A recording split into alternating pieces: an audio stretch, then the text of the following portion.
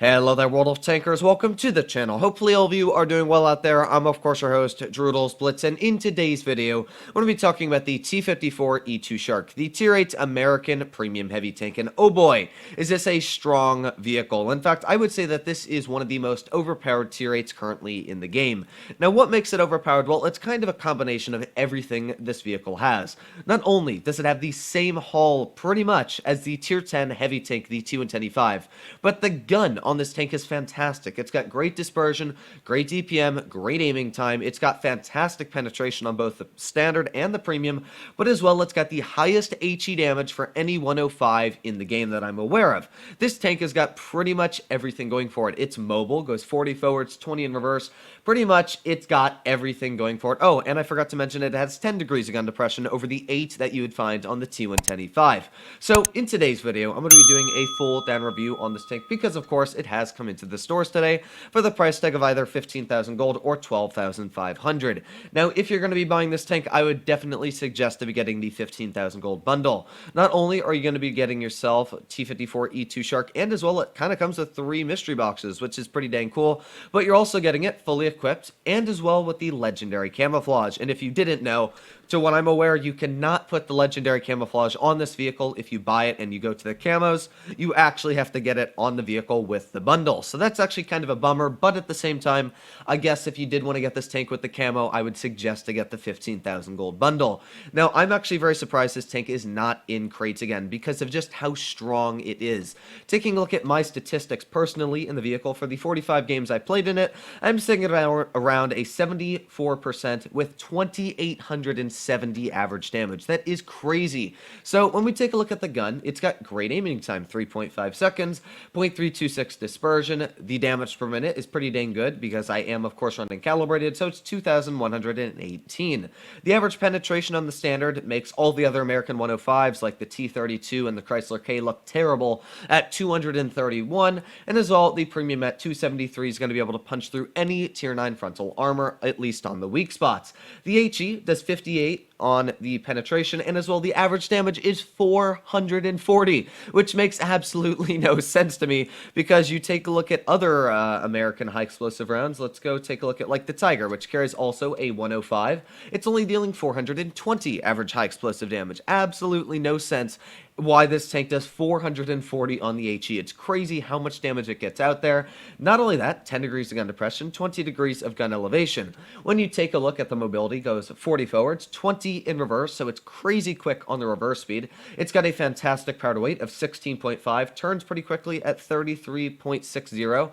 The turret armor is 240 millimeters on the front, and as well the hull armor is crazy on the upper plate, literally impenetrable on flat ground on the upper plate, and when you're using gun depression, yeah, good luck getting through the frontal armor on this vehicle. So that is the T54E2 Shark. It practically is OP in every single aspect. So, we're going to show you what makes it so strong. This is just like the Emil 1, I would say, but there's a difference. Because you can't nerf a premium, because this is actually a premium vehicle. This is not a collector. This is not a tech tree. This is a premium vehicle, and not only that, but it looks so nice. This is actually one of my favorite Tier 8 in the game, and it's not overpowered on the fact that it's ruining the game, because there's a lot of funny things about this tank. It actually has gone under a lot of people's radar. Even when I made my video on this tank, it didn't get a lot of views, and I don't expect this video to get the most amount of views. By the way, if you enjoyed today's video and you want to see more like it, please consider smashing that subscribe button down below. But the thing about this tank is it really goes under people's radar because it doesn't seem like an overpowered tank. You'd be like, oh, it's just a Tier 8 heavy that's kind of like a American one, you know, it's kind of got average statistics going for it. But the thing is that it's so OP. Like, I can confidently sit on this hill here and pretty much work this ridgeline, not worried about this 112-2 penning me, just tapping him every time in the lower plate. We've already done 934 damage, and I'll just again peek right over this ridge here, tap this guy, and there you go, another bounce, and we'll fix our gun there. Oof, a little bit of lag though. Not sure why that happens, but again, I'll just sit here. That's the crazy thing about this vehicle is I can just sit right out in the open and pretty much ignore the enemy while shooting at them. And that is the crazy thing about this tank, is it is so strong holding a hull down position. Not even a hull down position, but just holding a position in general. The 112-2, you can see the armor doesn't really work on that vehicle against me. And yeah, he can't really do much to me, and he's taken out. So that was a full health health, tier 8 heavy, turned to nothing in just a couple of seconds. Now we got the FCM right in front of us, who we're going to try and get a big ol' shell into. We got the ISU 152 off to the side as well. I want to get a shell into the ISU. In fact, I'm going to try and back up here, not getting hit by him, but I have a feeling he's going to punch right through my frontal armor. Yeah, he did. So that is one tank, of course, that will go right through your upper plate, is an ISU 152. But at the same time, we should be able to, well, yeah, there's not much left on the enemy team, I can tell you that. We literally just completely steamrolled their team quicker than I've steamrolled any team on mines before. So you can see what makes the tank so strong. I was able to literally sit out in the open on mines and just dominate the map. We did 2,674 damage in that quick, short burst of time. It didn't seem like I did that much damage, but yeah, that was 2,674 damage in about a 2-minute battle. It's crazy the amount of damage and how strong this vehicle is when you do play it. So of course, let's pull out one more game here. Ooh, new frontiers. Yes, I really want to buy 500,000 free experience and 500 or 5 million credits. That sounds, was it 500,000? I don't know. I don't worry about that. And I would definitely suggest if you get that bundle not to buy those because they're very expensive and usually don't give you what you want.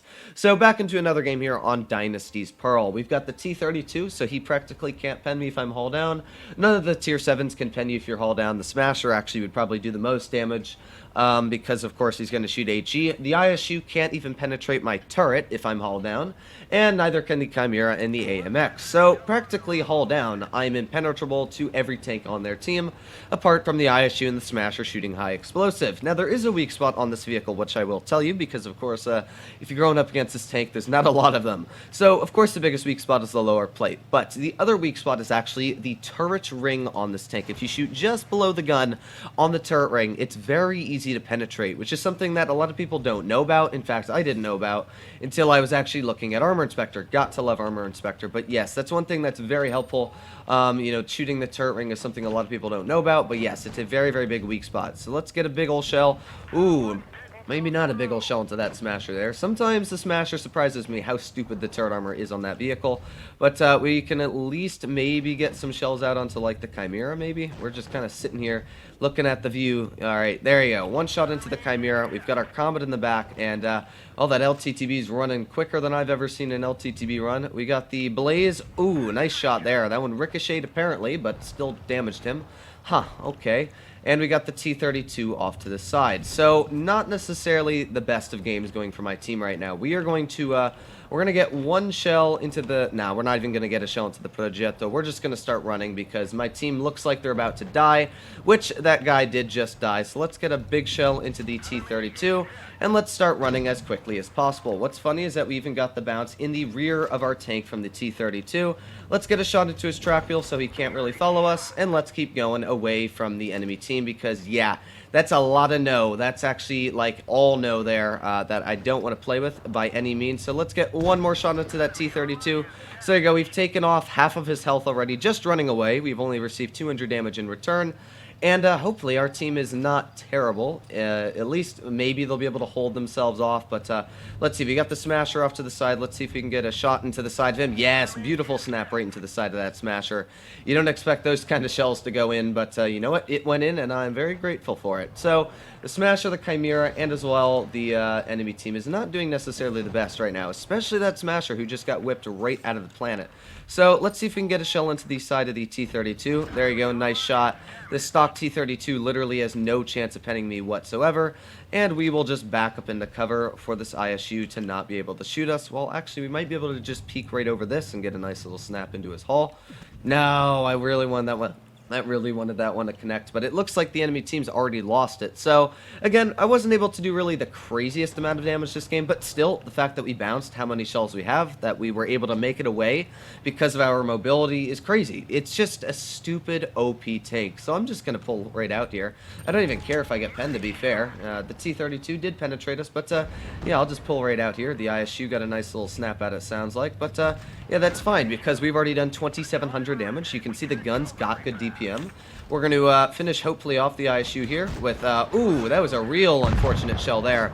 But we should be able to get one shell into the rear of this guy. And no, I wanted to get that shell out. I'm big sad. But nonetheless, we were able to do again about 2,700 damage there. Pretty solid game, judging that we were running half of it to get away from the tanks. It earns good credits, by the way, 89,000. And this was below my average on both of these games. But you can definitely see what makes it such a strong tank. You're able to hold practically any hull down position and be virtually impenetrable. You can hold there, and the cupola, yeah, it is a weak spot, but when your gun depression is hull down, you literally can't shoot the cupola. This, in my opinion, is by far one of the most overpowered tier 8 in the game. When it first came into the game, I was kind of 50-50 on it being super overpowered, but yeah, this tank is not going to go under my radar like it did last time. I would actually suggest, if you have the money and you were waiting for a tank like this at tier 8, I actually wouldn't say to not go for it. I'm going to say I still don't always 100% say buy the tank because, of course, it is $50, and $50 for a tier 8 is pretty expensive. But I won't say that it's a terrible deal because it's so overpowered that I can't say it's bad, because normal tanks that are this strong you'd find in crates right above here at the mystery boxes. So my personal opinion is, if you want to get this tank, if you've really been saving up gold for it, I wouldn't say no. It's actually that strong of a vehicle. But let me know what you guys think in the comments down below if you agree with me or you disagree. Other than that, hopefully all of you are doing well out there. Stay happy, stay healthy, and to be seeing you in the next one.